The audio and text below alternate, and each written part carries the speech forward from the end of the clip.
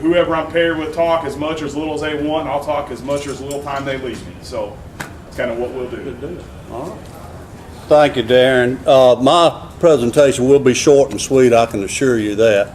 Like I said, Darren said my name's Bernie Jordan. We've got a family farm in Yazoo and Humphreys counties, right in the northwest corner of the county. A little background, a farm with my first cousin, who's actually our office manager, and a son-in-law that I brought into the operation about 5 years ago that kind of handles day-to-day operations now, so I really don't know where I fit in this program anymore. But I've been a director on Cotton Incorporated for about the last 18 years, currently serving as vice chairman.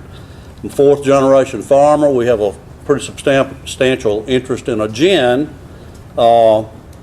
And Nick King got this wrong because he can't add. It says 37 crops. I actually just completed my 38th crop.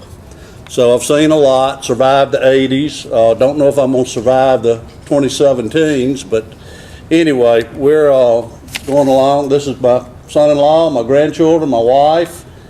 We all live right there on the farm. But to bring us to what we're here to talk about is cotton irrigation. Do we know how to irrigate cotton? I'm going to tell you right now, not no, but hell no. We don't know. We're learning a lot, though.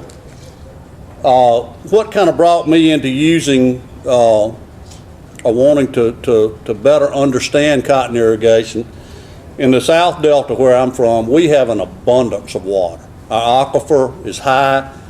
You get 20 miles north of me, that's not the case. We have a declining water aquifer, and we have issues with our Department of Environmental Quality that has set about to address that. And one of the things they came up with was metering water use, and to avoid a mandatory full-blown metering program on every well in the Delta, we got a water management task force to agree to collect data on a voluntary metering program. I have, I think, 7 meters on my farm. The goal was to collect data for 2 years, being 2015 and 2016, to give DEQ some parameters on drawdown.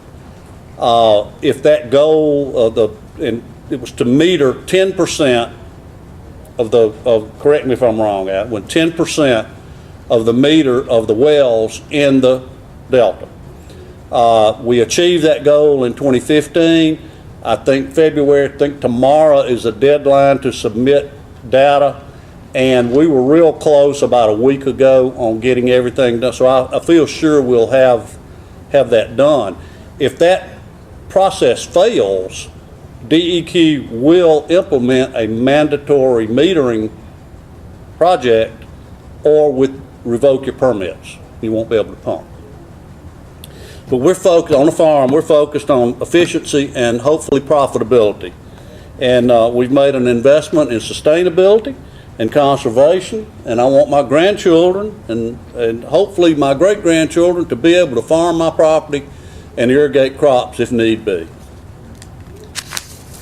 We irrigate with pivots and furrow irrigation. And we started installing pivots on our farm in the early 80s. We had 2 or 3 really drouthy years and saw our yields just bottom.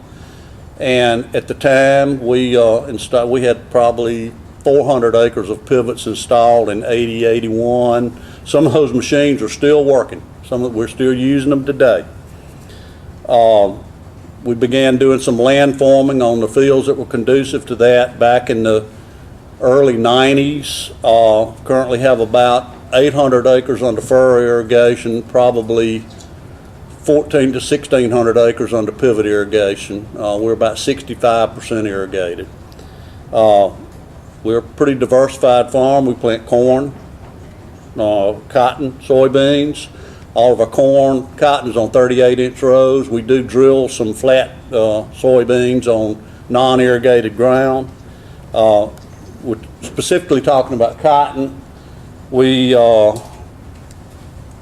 we plant about 41,000 seeds per acre, and from that we go to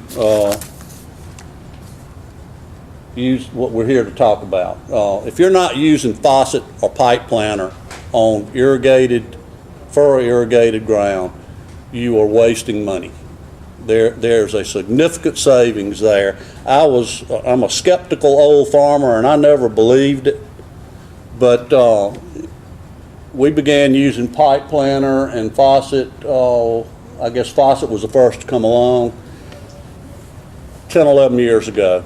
And if you had told me that that computer was going to be able to tell me what size hole to punch and how distance between them, and the road water's going to get to the end of the row at relatively the same time on a row from here to Marshall or here to Timbuktu, I wouldn't have believed it, but it works. And in doing so, we've saved significant amount of water. We've reduced our pumping times significantly and saved up to 25 to 40% on electricity and diesel fuel. It saves us time on the farm. Guesswork is kind of taken out of the hole punching process. All of our furrow irrigated fields are in this program. We've hired a consultant, an agronomist, to help us optimize our irrigation. That happens to be Precision King. Alan Pickens here is one of his workers. And our goal is to irrigate crops. Is to irrigate our crops based on need. Years ago, the best tool I had for monitoring irrigation was a sharpshooter shovel. You'd go out and dig, and if you thought it was dry, you'd water. But our program uses water curves, and it's paired with our soil moisture readings to make an informed irrigation decision.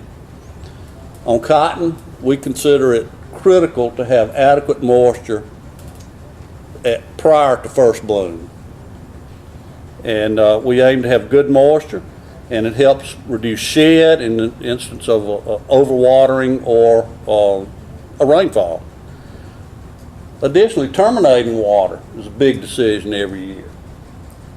For years, we overwatered. We watered too late. And using moisture sensors allows us to make a significantly more informed decision. Is it perfect? No. But it certainly is better than the guesswork we were dealing with prior.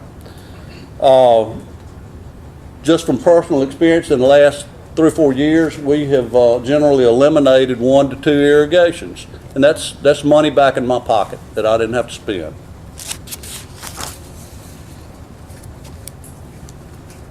We've made an investment. We're seeing the efficiencies. I encourage you to explore this, and we want to be good stewards and see crop irrigation sustainable.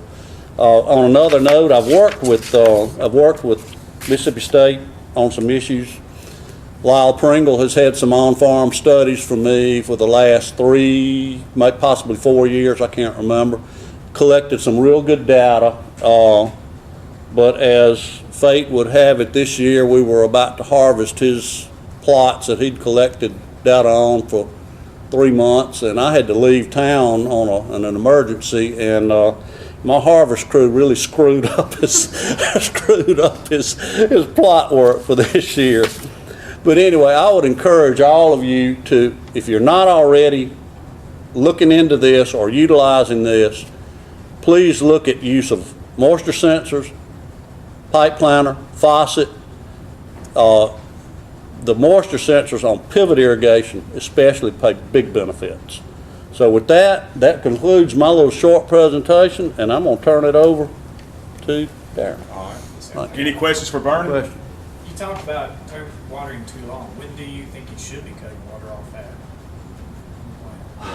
On cotton specifically, Yeah, I should. I don't like to, Darren could probably address it, I don't like to go much past about the second week of August, regardless of the weather, depending on how much water we've got in the soil profile. Right. Here's what my data said. I cut it off 2 weeks before first crack bowl, and it didn't make a difference if I watered it all the way to 3 weeks after. And I got guys that'll fight me. I'm talking about tooth and nail on it. I mean, I got guys that want to water 2 and 3 weeks after them bowls are open up. And I ain't saying that that's necessarily perfect, but that's 2 years. Right. You know, 2 different years. 15 and 16 were different years. Is that fur or floor? That's fur water, Fur water. yeah. What about pivot? Where you you stand behind that same deal on the pivot thing? I'd probably be a little more aggressive on pivot, just because of the volume you're getting out there. You know, I'm putting out. We got flow meters and all. I'm probably putting out 2.5, 2 3/4 acre inches on that. You know, you're probably getting a half to an inch on your pivot. I'd probably go first crack bowl on just for sheer volume, if nothing else. What kind of soil type is that on? It's a silt loam. It's one that, like, this is in the hills. The reason I do this on campus is because I can watch it every day.